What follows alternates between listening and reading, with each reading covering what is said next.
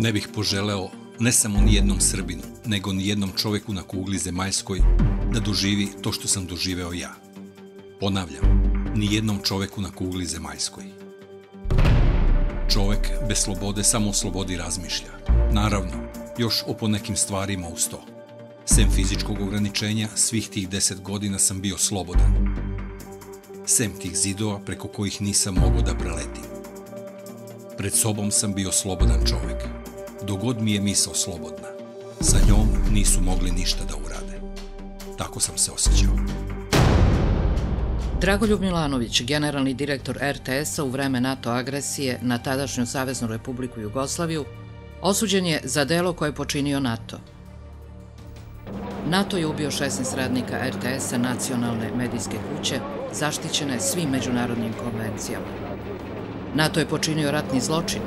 Prvi put u istoriji ratova bombardovana je jedna medijska kuća. Osuđena je žrtva, a ne ubica. Tako je odlučio sud u Beogradu. Sud, koji je nakon puča u državi 5. oktobra 2000. oslobođen očigledno i od prava i pravde. Sve što NATO nije uspeo da učini bombama, dovršio je kasnije pučan 5. oktobra 2000. Osuđen je za teško delo protiv opšte sigurnosti. U optužnici sud odustaje od materijalne štete, jer šteta ne sme da se utvrdi, zato što ju je, baš kao i smrt 16 radnika RTS-a, načinio NATO. U obrazloženju presude sudija između ostalo kaže: znate, gospodine Milanoviću, da ste preselili radnike na bezbednije mesto, u Košutnjak, pa da je tamo poginulo i 300 ljudi. Vi ne biste snosili odgovornost. Ako je postojalo herojsko raspoloženje radnika da sebe izlažu opasnosti, kako ste isticali, vi kao generalni direktor morali ste da sprečite tu neprimjerenu hrabrost i ljude preselite na bezbedno mesto. Koje je to u ratu bezbedno mesto? Nije li trogodišnja Milica Rakić poginula u svojoj kući na Noši? Sanja Milenković na mostu u Varvarinu? Dvogodišnji Marko Simić u tatinom naručju? 11-mesečna Bojana Tošović u naručju oca Božina u Merdaru kod Kuršumlije na stepeništu porodične kuće?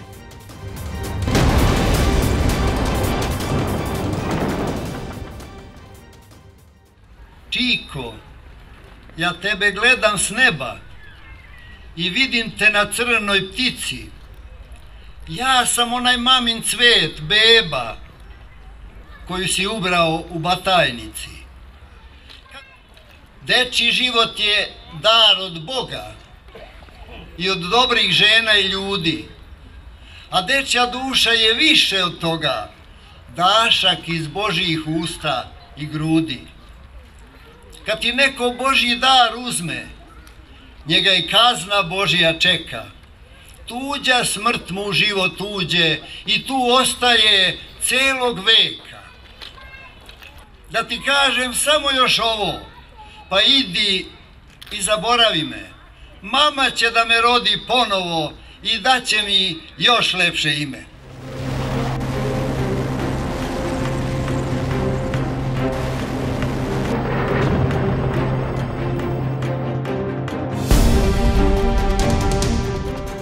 Na ovom spomeniku pod imenom Zašto piše samo da su zaposleni u RTS-u stradali u bombardovanju ove medijske kuće, ali nema da je to bilo NATO bombardovanje. Zašto? Ja postavljam pitanje isto. A gde je ta pravna nauka naša? Šta smo mi radili? Šta sam ja konkretno radila 40 godina i kako je moguće da pored tolikih pravnih fakulteta u ovoj zemlji dolazi do tako teških zloupotreba pravne nauke? Montirani procesi nisu nikakva novina, ali ni jedan od montiranih procesa nije bio usmeren da pomaže svom neprijatelju, nego obrnuto, da se nekako izvuče iz sopstvenog škripca u koji je upao. Danas prisustvujemo tom paradoksu, u nizu paradoksa, da i sami pripomažemo najfatalnijoj osudi cele Srbije, pokušaju da se ona izbaci iz tvog istorijskog koloseka i baci na tračnice trećeg sveta ili još mnogo gore. Momir Bulatović, predsjednik Savezne vlade u vreme NATO agresije, kaže: Veoma mi je žao što sud nije prihvatio moju želju i obavezu da se pojavim kao svjedok u sudskom procesu protiv Dragoljuba Milanovića. Ja bih tada sigurno mogao da kažem ono što bi ga oslobodilo bilo kakve odgovornosti. U to vrijeme on je morao da postupa po zakonima koji su važili u ratnim uslovima i prilikama. Njegov prvi, osnovni i jedini zadatak jeste bio da širi medijsku istinu o zločinačkom NATO bombardovanju. Činjenica da je taj cilj gađan sama po sebi predstavlja ratni zločin, nažalost nekažnjen, a posebno nekažnjen jer je zbog toga osuđen nepravedno na dugogodišnju kaznu i direktor Milanović. Da je postupio bilo kako drugačije, on bi bio od svoje države osuđen jer je morao da emituje program. Činjenica da je ta bomba ubila radnike televizije nije ubila radio televiziju Srbije. Već 6 sati nakon toga Milanović je nastavio da širi istinu i mislim da je jedna od velikih nepravdi i da je 17. žrtva faktički zločinačkog NATO bombardovanja upravo i direktor Gane Milanović. Pravni slučaj, ljudski slučaj Dragoljuba Milanovića, verujem da će ući u istoriju prava kao jedan apsurd koji pokazuje da je i danas politička volja i politička moć iznad svakoga prava i pravde. Njegova lična golgota posle bombardovanja televizije, to je jedno pravno čudo, nešto što je nezamislivo krajem 20. veka u ljudskoj civilizaciji. Zamislite koliko je desetina hiljada ljudi bilo angažovano u NATO bombardovanju Srbije, a kažnjen je, baš na pravdi Boga, jedan jedini čovek, Dragoljub Milanović. Dobio je 10 godina zatvora, baš koliko je Hitlerov šef ratne mornarice na Nürnberškom procesu, a iza njega stoje desetine hiljada žrtava. Nije pomilovan čak ni za jedan jedini dan, a nije dokazana njegova nikakva krivica. Pola sata pre bombardovanja ja sam bio sa njim, razgovarali u kancelariji, pitao me o nekom prevodu nekog saopštenja i tako dalje. Pa nije mu valjda telefonirao Javier Solana ili general NATO Clark. A nema te hrabrosti koja zna da će tu noć biti bombardovana televizija, a ja sedim. Tragični su narodi i zemlje kojima Amerikanci svojim sankcijama i bombama donose takozvanu demokratiju. Njihova spoljna politika zasniva se na strahu, na filozofiji Thomasa Hobbesa, Engleza, koji tvrdi da je strah najbolji regulator u međuljudskim odnosima, u društvenim odnosima. U to se Srbija i tekako uverila. Amerikanci kao da poručuju celom svetu: nama je slobodno napasti svačiju slobodu, ali tu svoju slobodu nije slobodno i braniti.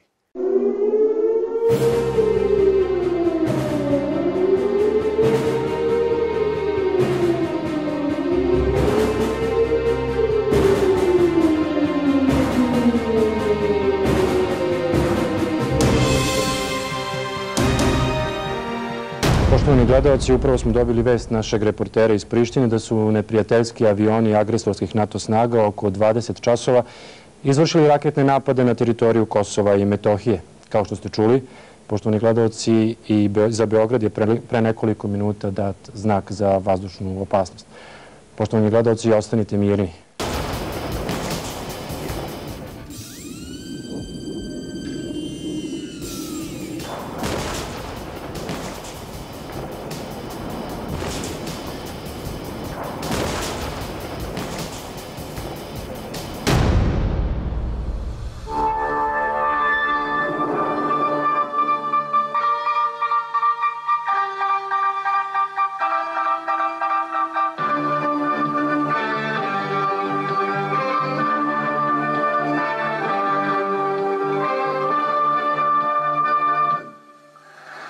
gledaoci, dobroveče. Neprijateljski avioni agresorskih NATO snaga oko 20 časova izvršili su prve raketne napade na našu zemlju.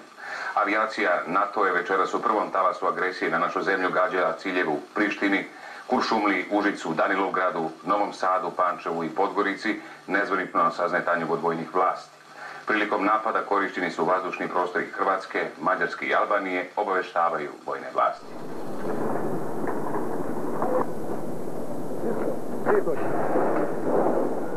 Naš tadašnji direktor, gospodin Dragoljub Milanović, nas je sve rukovodioce pozvao na jedan sastanak da nam kaže da će biti uvedena radna obaveza obzirom da je počelo NATO bombardanje, NATO agresija naše zemlje. Doslovce nam je ovako rekao: svi ljudi koji imaju malu decu, trudnice, majke sa malom decom i svi radnici koji imaju psihološke probleme da su oslobođeni radne obaveze.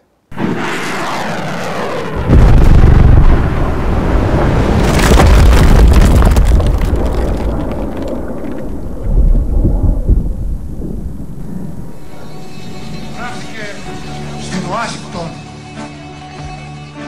η θανατική καταδίκη του Οργανισμού των Ηνωμένων Εθνών. Υπογράφτηκε ο θάνατος του διεθνούς δικαίου. Χτες στην Ουάσιγκτον υπογράφτηκε ο νόμος της ζούγκλας, ο νόμος και το δίκαιο του ισχυροτέρου. Οι Ηνωμένες Πολιτείες μπορούν τώρα με τη συνενοχή των ευρωπαϊκών κρατών να δικάζουν, να καταδικάζουν και να τιμωρούν οποιονδήποτε νομίζουν ότι αντιτάσσεται στα σχέδιά τους. Γράδι, σήμερα τραγουδάμε για σένα.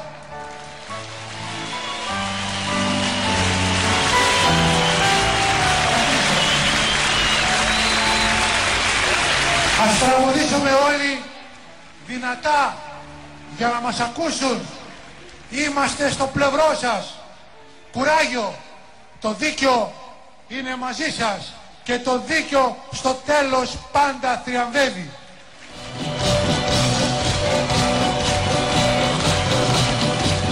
Όταν σήμερα πάνε στο γραφείο, μετρώ τους τύπους στο αίμα μετρώ. Είμαι φρεφτάρι με που κλείσει στο σφαγείο, σήμερα εσύ, αύριο εγώ.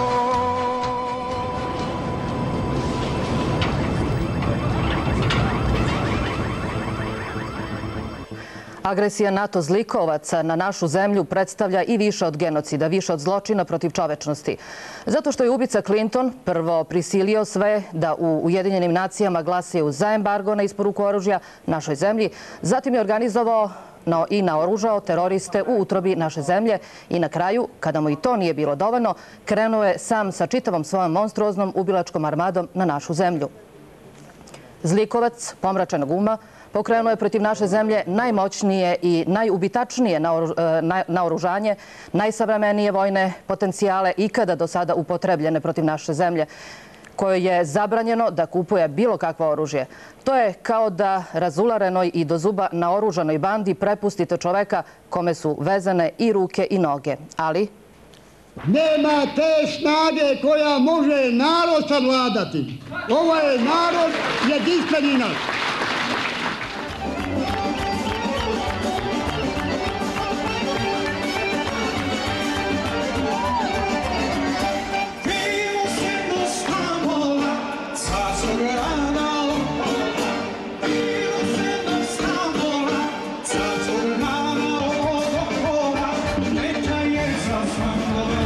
Mi se ne bojimo, tu smo. Ovo što radi agresor, što radi Amerika na čelu sa Clintonom ili što radi onaj general njihov koji vodi, pa to je sramota, to je svetska bruka. A ovo je neviđeno zlo, neviđeno. Nećemo da bežimo, mi nemamo odavde gde da bežimo, ovo je naš grad koji smo spremni da čuvamo i kako god zatreba. Srbija je uvek naša i bit će.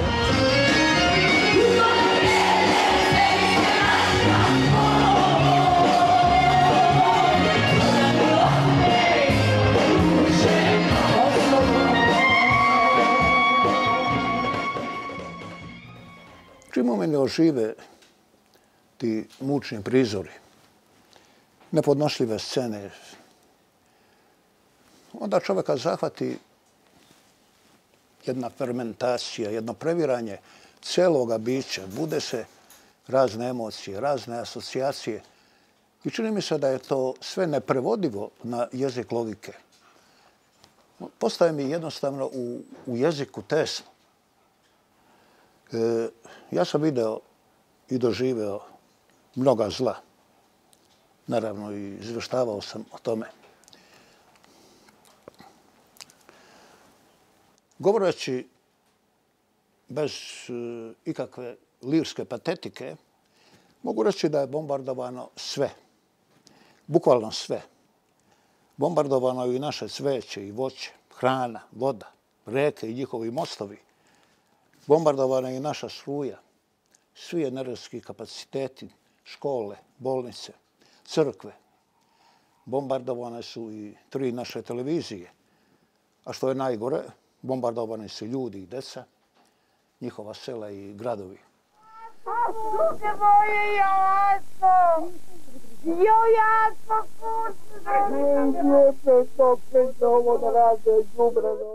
Bačeno je, pored ostalog, preko 20 tona osiromašenog uranijuma. Dakle, na neki način je bombardovana i naša budućnost. Bombardovana je čak i naša istina. A sve su prekrile NATO laži i manipulacije.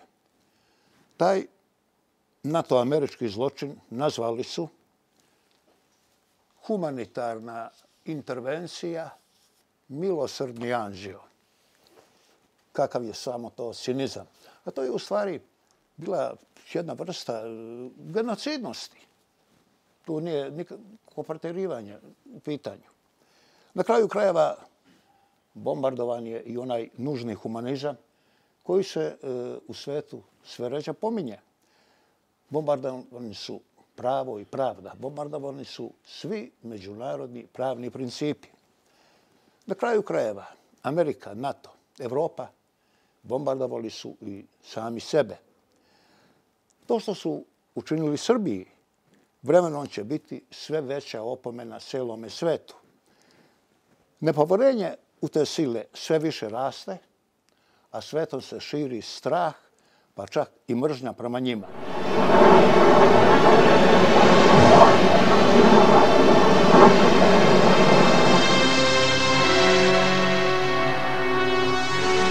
Svuda je vrebala opasnost.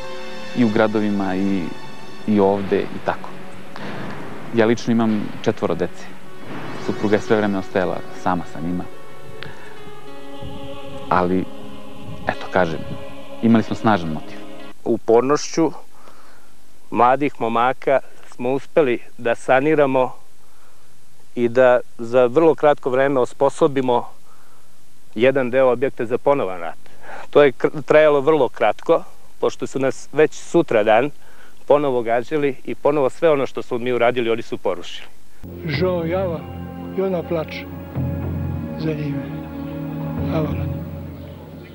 Plače. Valjevski studio je nekoliko dana bio jedino mesto iz koga je emitovan signal RTS-a za celu Srbiju.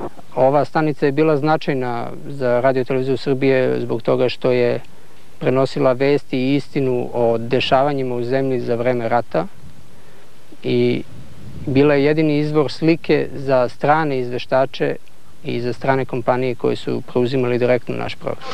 Međutim, kad je uništena i satelitska stanica, tada oni nisu imali jedno saznanje da mi možemo ponovo da proradimo takođe analogno. Oni su očekivali da ćemo proraditi digitalno i da ćemo time imati jednu veću pauzu u emitovanju programa. Međutim, mi smo ponovo proradili analogno preko satelita, tako da su oni na kraju morali da ugase satelite. Mi smo se istinom borili protiv njihovih laži, jer su oni svaku civilnu žrtvu i ubijanje civila nazivali kolateralnom štetom.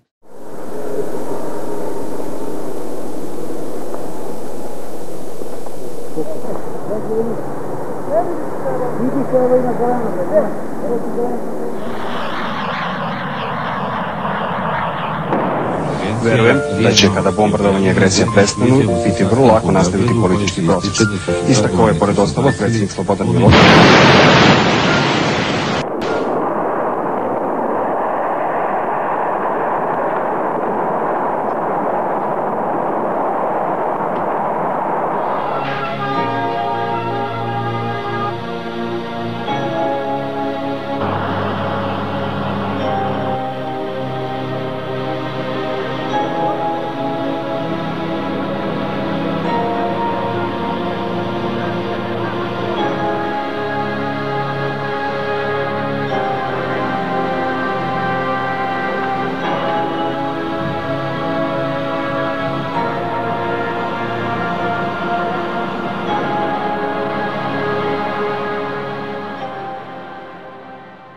Pošto sam tada bio dežurni urednik i nekim čudom izašao, da kažem, nepovređen. Neću govoriti o bombardovanju svoje duše, koja na neki način i danas traje. Mi smo dobijali razna zvanična uveravanja iz Brisela da medijske kuće neće biti bombardovane. Tako da su mnogi noći provodili oni zaposleni u administraciji jer su smatrali da je to najsigurnije mjesto. Ali bila je to NATO istina. Nekoliko minuta, pošto su počele vesti u 2 sata po ponoći, začuo se strašan udar, nestalo je struje, vazdušni talas me bacio sa stolicom o zid, ja sam pao, pala su još 2 kolega koji su bili sa mnom i prvo što sam sebi zapovedio na neki način bilo je ne padaj u paniku, sačuvaj prisebnost. Došlo je svetlo iz akumulatora, ljudi su vrištali, bežali, ulaz u zgradu je goreo. Neko se setio da kroz podrube ima neki izlaz, pa smo tuda krenuli. Bilo je tu i građevinskog materijala, šipke za armaturu, pa smo se saplitali i padali.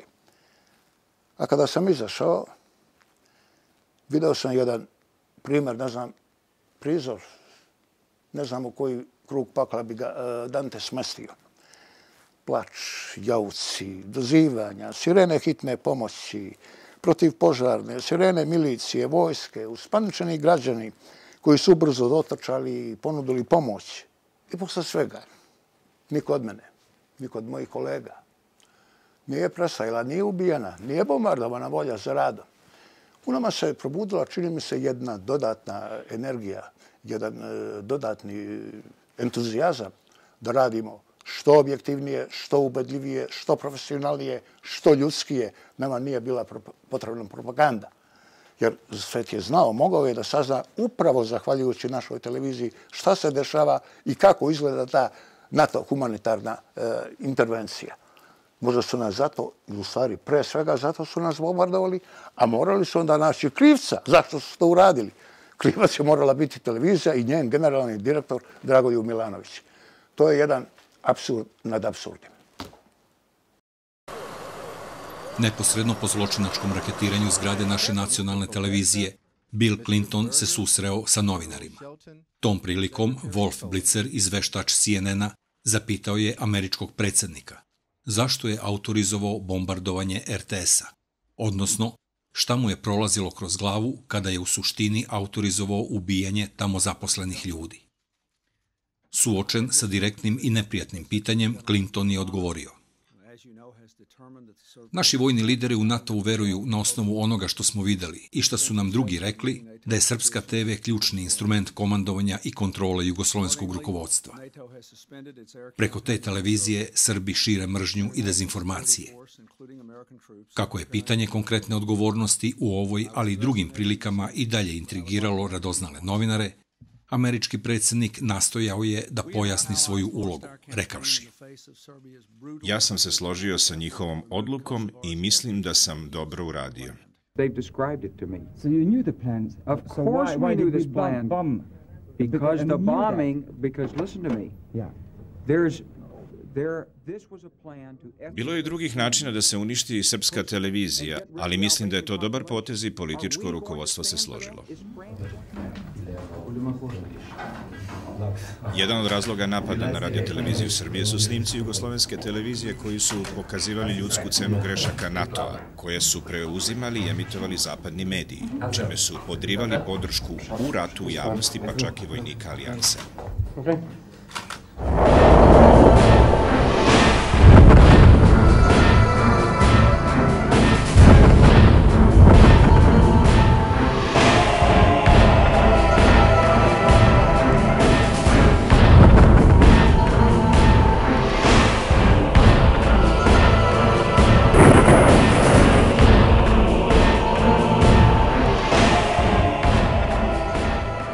Alijansa je pokušala da po svaku cenu sakrije istinu o zločinačkom bombardovanju Jugoslavije. O tome za Nezavisimu gazetu dopisnik iz Brisela Vladimir Katin piše: stotine akreditovanih novinara ovde u Briselu, pošto nisu imali nikakve druge izvore, bili su prinuđeni da preštampavaju natovske verzije. Takav monopol na istinu omogućavao je da se tendenciozno i izvitopereno interpretiraju događaji svakodnevno. Ali također nije bilo informativno-propagandnog rata, nego je opet bila ista takva agresija protiv evropske i svetske javnosti od strane sredstava informisanja zemalja NATO-a. Nisu dobro prolazili novinari koji su istinu gledali svojim očima i koji nisu hteli, baš po svaku cenu, da opravdaju NATO agresiju. U intervju sa generalnim sekretarom NATO-a, Javierom Solanom, Katin je postavio i direktno pitanje: da li će biti bombardovani TV centri? Solana je kategorički rekao ne.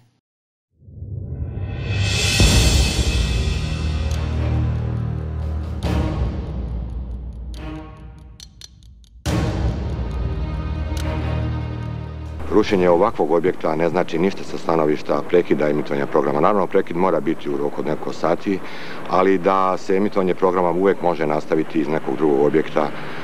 Sa stanovišta funkcije televizije je teško naći. Ono u stvari ne postoji.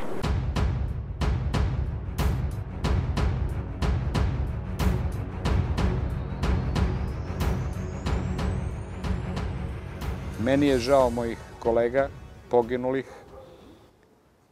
I dan danas su oni za mene veliki ljudi.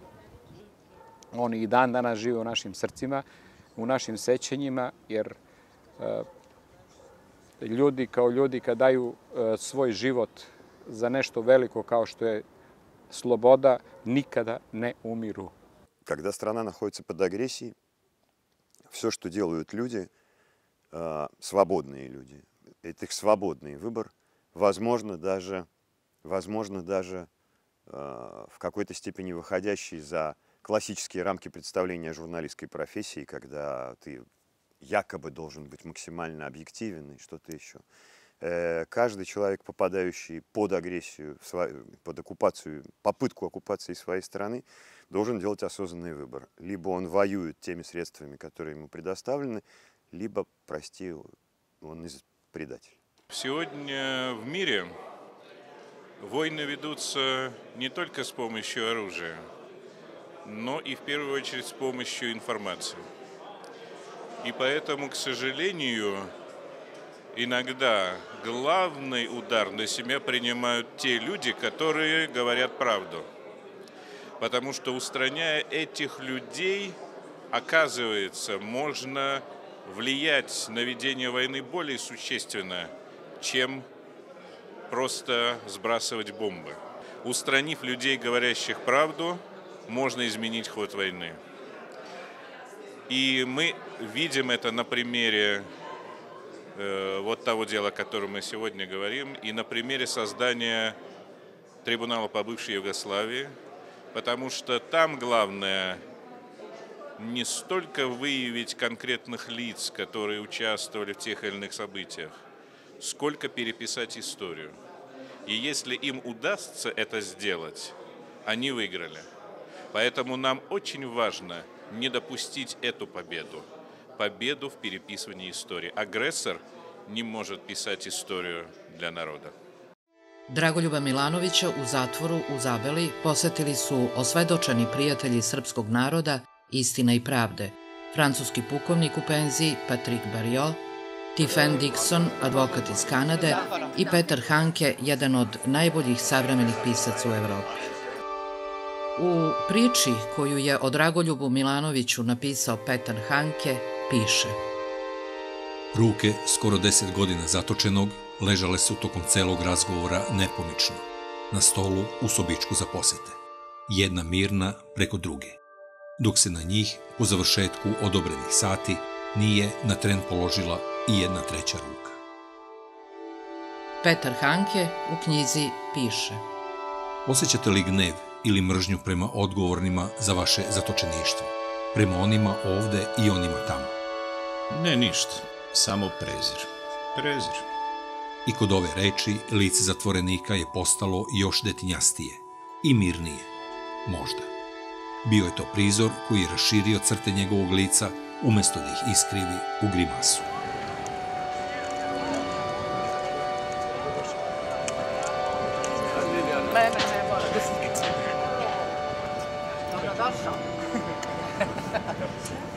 Mein erster Eindruck war, das ist ein stiller, schöner, nachdenklicher Mensch, Dragoljub Milanović. Aber im Gefängnis werden vielleicht viele nachdenklich. Man weiß es nie. Franz Kafka hat gesagt einmal, alle Angeklagten sind schön. Und so vielleicht war auch ich, ja. Und ich habe aber das zerstörte Fernsehen von serbische Fernsehen besucht und ich habe die Geschichte gekannt. Und ich habe mich gefragt, warum kommt man als Mann, wo keine Schuld ist, für 10 Jahre ins Gefängnis. Und das verstehe ich bis heute nicht. Ich habe nicht verstanden, wie kann ein serbischer Richter so ein Unrecht begehen. Ta sramna i neljudska presuda nije samo moja lična i porodična drama i tragedija. Ona ima jednu širu i težu dimenziju. To je šamar, ispljuvak na svetlo lice Srbije. Ja se iskreno nadam da će jednog dana neki Srbi, neki novi Srbi znati i moći da tu bljuvotinu sa svog obraza obrišu.